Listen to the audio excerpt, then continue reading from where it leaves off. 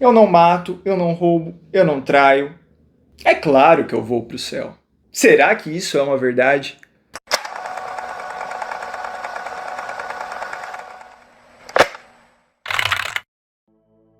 Nós vemos que enquanto a humanidade caminha para longe de Deus e se distancia dele, seguindo seus próprios deuses, ela começa a se afundar cada vez mais na sua depravação.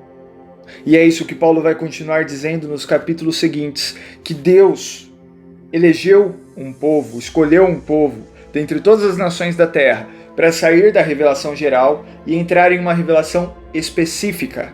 E ali Deus começa a se relacionar com pessoas, se revelando a Abraão e a seus descendentes, o povo de Israel. Então nós entendemos que Deus ele queria manter esse relacionamento ativo com a humanidade. Porém, cada vez mais a humanidade se distanciou, se afundando no pecado. E a nossa depravação só vai aumentando.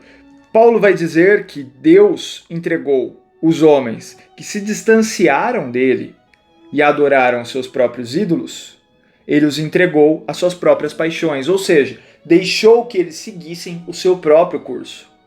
E isso revelou o quão mal nós somos.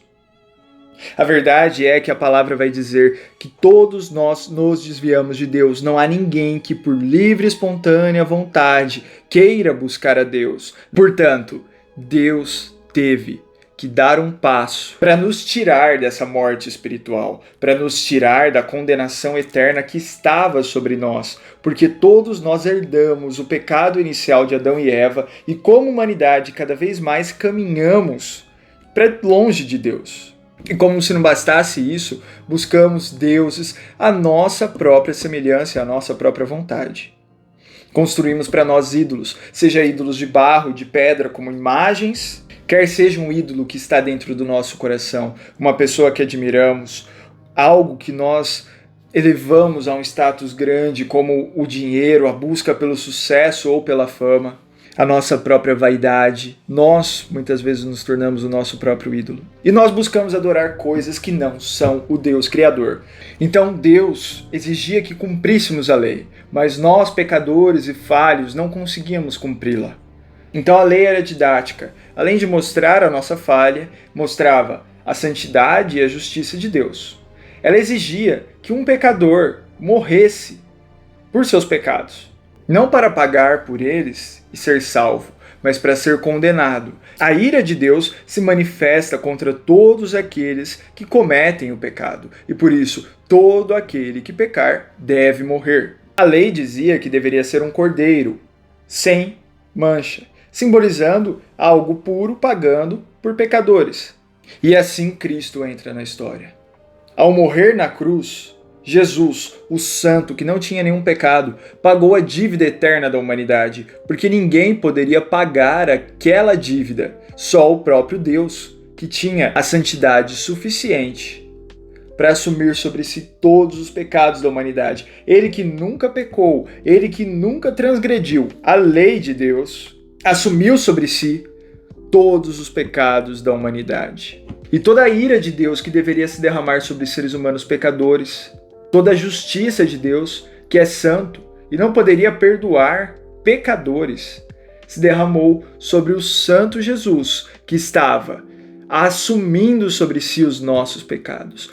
Toda a ira de Deus guardada desde o princípio, desde o primeiro pecado, desde a primeira transgressão, se derramou sobre Cristo. É assim que entendemos o conceito de justificação. Anote bem essa palavra, porque aqueles que antes eram condenáveis diante da lei foram agora justificados, declarados justos diante do juiz, porque alguém pagou o preço por nós. Assim entendemos que nenhum de nós pode bater no peito e dizer que vai para o céu por ser bonzinho. Não há ninguém bom, só Deus. Isso são palavras do próprio Jesus. Portanto, se você vai morar no céu, é porque aquele que é bom, que é Jesus, que é Deus, morreu em seu lugar para te dar de graça a salvação.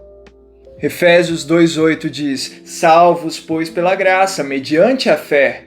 E isso não vem de nós, é dom de Deus.